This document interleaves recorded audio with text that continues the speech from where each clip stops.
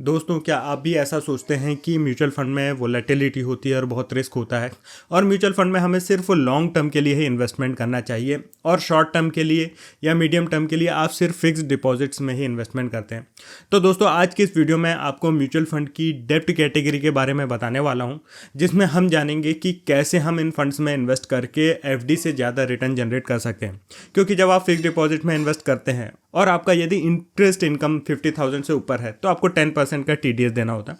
वहीं डेब्ट mutual funds में ऐसा कुछ भी देना नहीं होता। सो यदि आप एक कंजर्वेटिव इन्वेस्टर हैं या फिर शॉर्ट टर्म के लिए इन्वेस्टमेंट करना चाहते हैं, मीडियम टर्म के लिए इन्वेस्टमेंट करना चाहते हैं, इवन आप लॉन्ग टर्म के लिए भी इन्वेस्टमेंट करना चाहते हैं और उस इन्वेस्टमेंट पे बिल्कुल भी रिस्क नहीं चाहते हैं, तो आप इन फंड्स में इन्वेस्ट कर सकते हैं।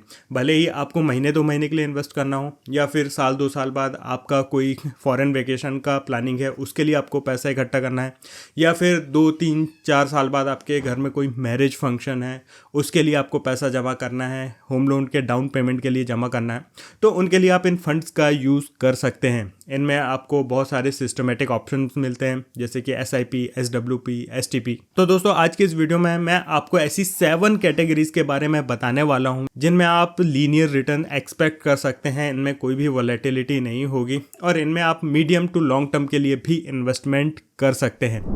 नमस्कार दोस्तों, मैं हूँ आशुतोष, आपका पर्सनल फाइनेंस कोच। चलिए वीडियो को शुरू करते हैं।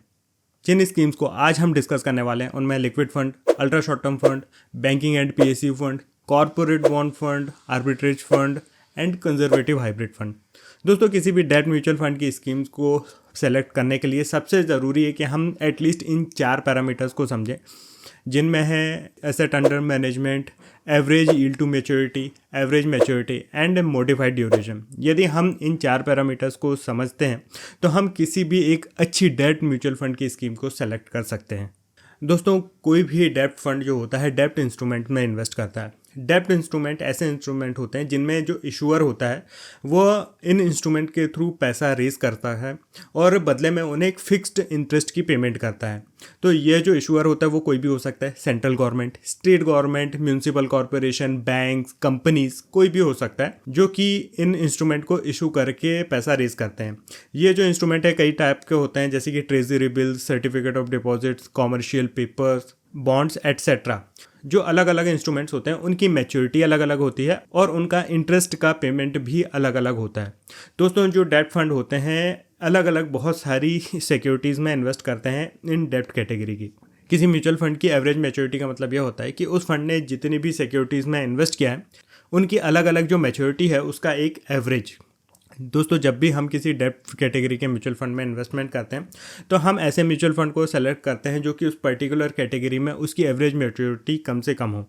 जो बॉन्ड्स की यील्ड होती है या फिर डेब्ट इंस्ट्रूमेंट्स की यील्ड होती है वो इंटरेस्ट साइकिल के इन्वर्सली प्रोपोर्शनल होती हैं। मतलब कि RBI जो अपना इंटरेस्ट रेट कम और ज़्यादा करते हैं उसके कारण बॉन्ड्स की यील्ड भी कम ज़्यादा होती है। तो हम ऐसे म्यूचुअल फंड्स को सेलेक्ट करते हैं जिनकी जो एवरेज मैच्योरिटी है वो कम से कम हो। ऐसे में उनमें जो इंटरेस्ट साइकिल के कारण जो वोलेटिलिटी है वो भी कम होगी।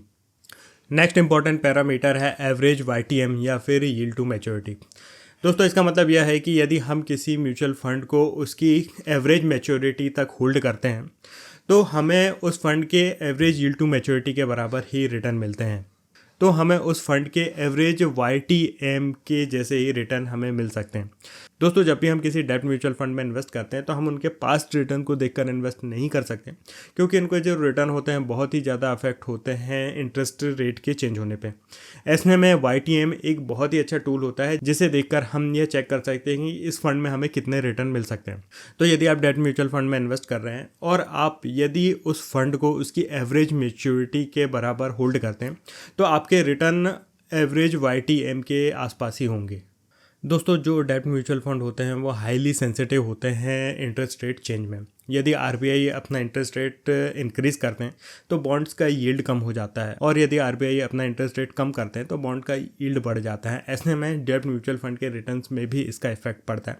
तो हमें ऐसे म्यूचुअल फंड में इन्वेस्टमेंट करना चाहिए जिसमें इंटरेस्ट रेट के अगेंस्ट में जो सेंसिटिविटी हो कम हो। इसे मेज़र करने के लिए हम यूज़ करते हैं मॉडिफाइड ड्यूरेशन। मॉडिफाइड ड्यूरेशन एक ऐसा रेशियो है जिसमें हमें यह पता चलता है कि एवरेज परसेंटेज है इंटरेस्ट रेट चेंज होने में कितना हमारे म्यूचुअल फंड का रिटर्न चेंज हो रहा है। सो जिस फंड का यदि मॉडिफाइड ड्यूरेशन अपने कैटेगरी में ज़्यादा होता है वह उतना ही ज़्यादा वोलेटाइल होता है इंटरेस्ट साइकिल के अगेंस्ट में। इसीलिए हम किसी भी कैटेगरी में इन्वेस्ट कर रहे हैं डेट म्यूचुअल फंड की, तो उस कैटेगरी के ऐसे फंड्स को सेलेक्ट करना है जिनका जो मॉडिफाइड ड्यूरेशन है कम हो। इसके अलावा हमें एक और मेजर पैरामीटर देखना है उस फंड का एसेट अंडर मैनेजमेंट या फिर AUM। जिस फंड का AUM हाई होगा उसमें लिक्विडिटी के लिए कोई इश्यू नहीं होगा। तो हमें कोशिश करना चाहिए कि हम ऐसे डेट म्यूचुअल फंड में इन्वेस्ट करें जिसका जो AUM है हाई हो। इसके अलावा हमें एक चीज़ और देखना है कि जिस भी डेट म्यूचुअल फंड में इन्वेस्टमेंट कर रहे हैं वो जिन इंस्ट्रूमेंट्स में इन्वेस्टमेंट कर रहे हैं वो इन्वेस्टमेंट ग्रेड होना चाहिए। ऐसा ना हो कि हाई रिटर्न जनरेट करने के लिए लोअर कैटेगरी के इंस्ट्रूमेंट्स में इन्वेस्टमेंट करें।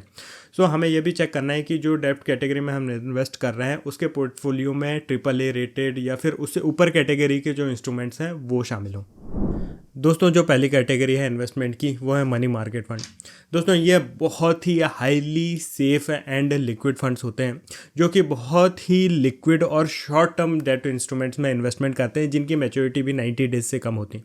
तो यदि हमारे पास कोई ऐसा अमाउंट है जिसे हम सेविंग्स अकाउंट में रख रहे हैं, कोई बड़ा अमाउंट है जिसे हमें महीने 2 महीने के लिए हम इन्वेस्ट कर सकते हैं, तो फिर हम इन मनी मार्केट फंड्स में इन्वेस्टमेंट कंसिडर कर सकते हैं। Top 3 money market investment fund है SBI saving fund, Aditya Birla sun life money manager fund and HDFC money market fund. Next category है लिक्विड फंड्स की। दोस्तों यदि आप 2-3 महीने से ज़्यादा समय के लिए इन्वेस्टमेंट करना चाहते हैं या फिर अपना कोई इमरजेंसी फंड पार्क करना चाहते हैं तो फिर लिक्विड फंड आपके लिए एक सूटेबल चॉइस हो सकता है क्योंकि इनके रिटर्न लीनियर और बहुत सेफ होते हैं। और बहुत सारे लिक्विड फंड्स में हमें इंस्टेंट विड्रॉल का ऑप्शन मिल जाता है, मतलब आधे एक घंटे में जो उसका अमाउंट है हमारे अकाउंट में ट्रांसफ़र हो जाता है।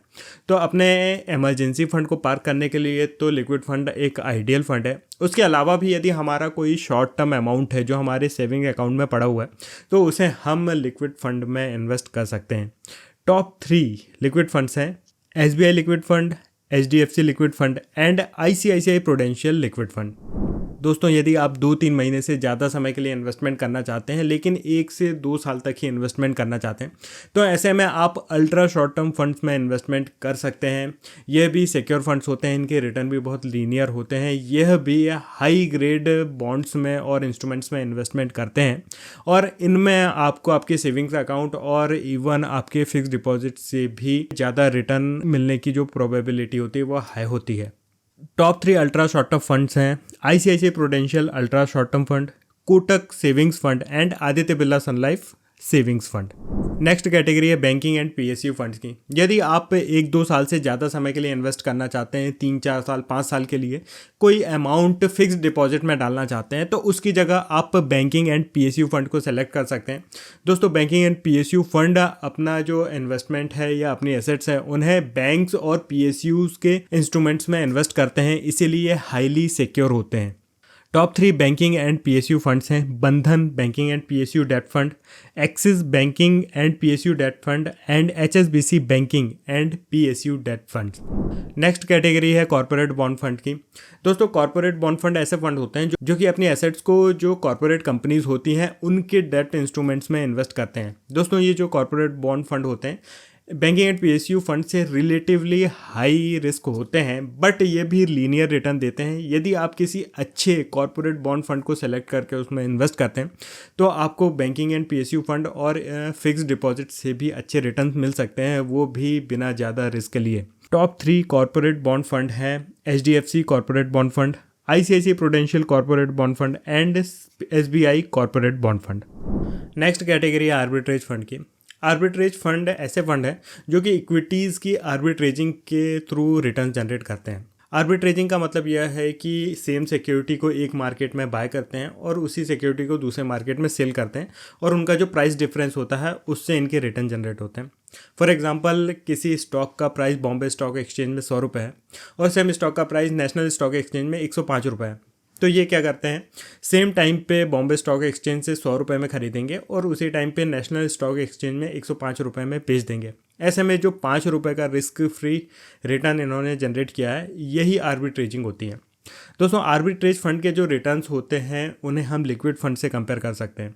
क्योंकि वैसे तो ये इक्विटी फंड है बट इनके रिटर्न बिल्कुल भी लीनियर होते हैं लिक्विड फंड्स की तरह। सो आर्बिट्रेज फंड में इन्वेस्ट करने का हमें एक ये एडवांटेज मिलता है कि इनमें इक्विटी का टैक्सेशन लगता है। सो डेब्ट म्यूचुअल फंड में यदि हम इन्वेस्ट कर रहे हैं तो उसमें जो हमारा टैक्स है हमारे इनकम टैक्स ब्रैकेट के अकॉर्डिंग होगा, बट जो आर्बिट्रेज फंड है उनमें रिटर्न तो लीनियर है लिक्विड फंड जैसे हैं, बट उसका टैक्सेशन उसमें 1 साल से पहले विड्रॉ करने पर 15% फ्लैट और 1 साल से बाद विड्रॉ करने पर 10% फ्लैट होगा। ऐसे में यदि आप हाई नेटवर्थ इंडिविजुअल हैं, 30% इनकम टैक्स ब्रैकेट में आते हैं और कोई शॉर्ट टर्म के लिए इन्वेस्टमेंट करना चाहते हैं तो उस इन्वेस्टमेंट को आप लिक्विड फंड्स के साथ साथ आर्बिट्रेज फंड में भी स्प्लिट कर सकते हैं। आर्बिट्रेज फंड के जो रिटर्न हैं वह वोलेटाइल मार्केट में या फिर मार्केट बहुत अपवर्ड डायरेक्शन में हो तभी अच्छे होते हैं, अदरवाइज कई बार इनके जो रिटर्न हैं लिक्विड फंड से भी कम हो जाते हैं। तो यदि आप मार्केट की डायरेक्शन को अच्छे से समझते हैं और एक्सपीरियंस इन्वेस्टर हैं तो फिर आप इन फंड को कंसिडर कर सकते हैं। अदरवाइज लिक्विड फंड में भी इन्वेस्टमेंट यदि कर रहे हैं तो बहुत ही ज़्यादा डिफरेंस नहीं आने वाला है आपके रिटर्न्स में। टॉप 3 आर्बिट्रेज फंड है Kotak equity arbitrage fund, SBI arbitrage opportunities fund and ICICI prudential equity arbitrage fund. Next category conservative hybrid funds की।